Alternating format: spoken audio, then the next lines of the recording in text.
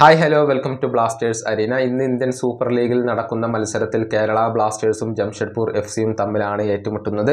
ഇന്ന് വൈകിട്ട് ഇന്ത്യൻ സമയം 7:30 ജംഷഡ്പൂരിൻ്റെ മൈതാനത്ത് വെച്ചുകൊണ്ടാണ് ഈ മത്സരം നടക്കുക. രണ്ട് ടീമുകളെ സംബന്ധിച്ചിടത്തോളവും ഈ ഒരു മത്സരം വളരെയധികം നിർണായകമാണ്. അതുകൊണ്ട് തന്നെ ഒരു തീപ്പാറും പോരാട്ടമാണ് ആരാധകർ പ്രതീക്ഷിക്കുന്നത്. ഇന്നത്തെ മത്സരത്തിൽ സ്പാനിഷ് സ്ട്രൈക്കറായ ജീസസ് ജിമിനസ് കേരള ബ്ലാസ്റ്റേഴ്സിന് വേണ്ടി കളിക്കുമോ എന്ന കാര്യത്തിൽ യാതൊരുവിധ വ്യക്തതകളും ഇല്ല.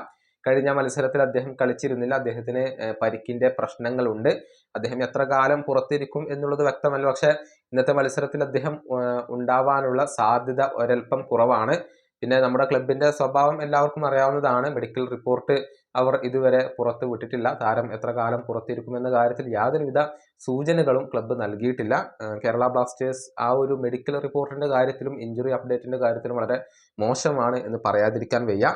ഏതായാലും ഇന്നത്തെ മത്സരത്തിൽ ജീസസ് കളിക്കുമോ ഇല്ലയോ എന്നുള്ള കാര്യത്തിൽ സംശയങ്ങൾ നിലനിൽക്കുന്നുണ്ട്. എന്നാൽ ഇന്ന് അദ്ദേഹം കളിക്കുകയാണെങ്കിൽ ഒരു റെക്കോർഡ് അദ്ദേഹത്തെ കാത്തിരിക്കുന്നുണ്ട്.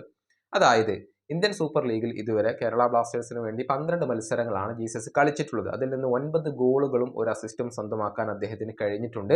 ഇന്നത്തെ മത്സരത്തിൽ അദ്ദേഹം കളിക്കുകയും ജംഷഡ്പൂരിനെതിരെ ഗോളടിക്കുകയും ചെയ്താൽ 10 ഗോളുകൾ പൂർത്തിയാക്കും. കേരള ബ്ലാസ്റ്റേഴ്സിന് വേണ്ടി ഏറ്റവും വേഗത്തിൽ 10 ഗോളുകൾ നേടിയ താരമെന്ന റെക്കോർഡാണ് ഇപ്പോൾ ജീസസിനെ കാത്തിരിക്കുന്നത്. ഡെമിയുടെ റെക്കോർഡ് തകർക്കാനായിരിക്കും അദ്ദേഹത്തിന് സാധിക്കുക. 19 മത്സരങ്ങളിൽ നിന്നായിരുന്നു കേരള ബ്ലാസ്റ്റേഴ്സിന് വേണ്ടി 10 ഗോളുകൾ നേടാൻ ദിമിത്രിയോസിന് കഴിഞ്ഞിരുന്നത്. അദ്ദേഹത്തിന്റെ പേരിലാണ് റെക്കോർഡ് ഉള്ളത്. എന്നാൽ ജീസസിന് അടുത്ത മത്സരത്തിൽ കളിക്കുകയും ഗോൾ അടിക്കുകയും ചെയ്താൽ ഈ ഒരു റെക്കോർഡ് തകർക്കാൻ സാധിക്കും എന്നുള്ളതാണ്. തകർപ്പൻ പ്രകടനമാണ് ജീസസ് ഇപ്പോൾ കേരള ബ്ലാസ്റ്റേഴ്സിന് വേണ്ടി നടത്തിക്കൊണ്ടിരിക്കുന്നത്. പക്ഷേ ഡിഫൻസിന്റെ പ്രശ്നങ്ങൾ കാരണം പലപ്പോഴും കേരള ബ്ലാസ്റ്റേഴ്സ് പരാജയപ്പെടുകയാണ് ചെയ്തിട്ടുള്ളത്. ഏതായാലും അദ്ദേഹത്തിന്റെ ഇഞ്ചുറി എങ്ങനെ പുരോഗമിക്കുന്നു എന്നുള്ള കാര്യത്തിലൊക്കെ ഇനിയും കൂടുതൽ വ്യക്തതകൾ കൈവരേണ്ടതുണ്ട്. ഈ വീഡിയോ അവസാനിപ്പിക്കുന്നു. അടുത്ത വീഡിയോയുമായി വീണ്ടും കാണാം.